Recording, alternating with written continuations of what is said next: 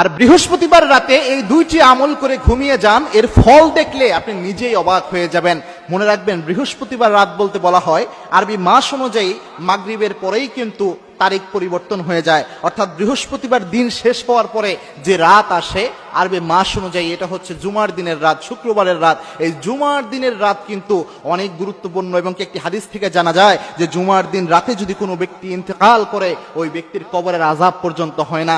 এই জুমার দিনের রাতে যদি আপনি দুইটি আমল করতে পারেন, যে দুইটি আমল আল্লাহর হাবিব সাল্লাল্লাহু আলাইহি ওয়াসাল্লাম প্রায় সময়ই করতেন, এবং এই আমল দুইটি অনেক গুরুত্বপূর্ণ।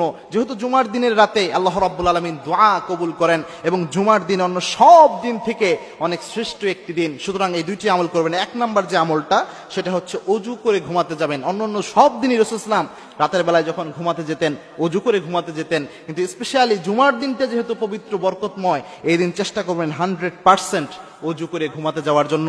এই অজু করে ঘুমাতে যাওয়া এটা অনেক ফজিলতপূর্ণ একটি ইবাদত, যেটা আল্লাহর হাবিব সাল্লাল্লাহু আলাইহি ওয়াসাল্লাম সারা জীবন করতেন। আব্দুল্লাহ ইবনে ওমর রাদিয়াল্লাহু তাআলা আনহু হাদিস বর্ণনা করেছেন, সহিহ ইবনে হিব্বানে 328 নম্বর হাদিস এটি।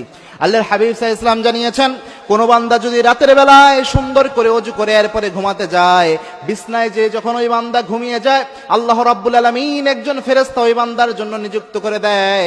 সারা রাত ওই বান্দার পাশে ওই ফেরেশতা দাঁড়িয়ে থাকে।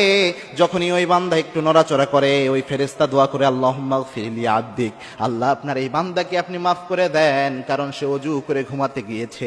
আবার যখন কিছুক্ষণ পরে আবার পাশ পরিবর্তন করে, আবার ফেরেশতা দোয়া করে, আল্লাহুম্মা গফির লি আবদিক, আল্লাহ আপনার এই বান্দাকে মাফ করে দেন, কারণ সে অজু করে ঘুমাতে গিয়েছে।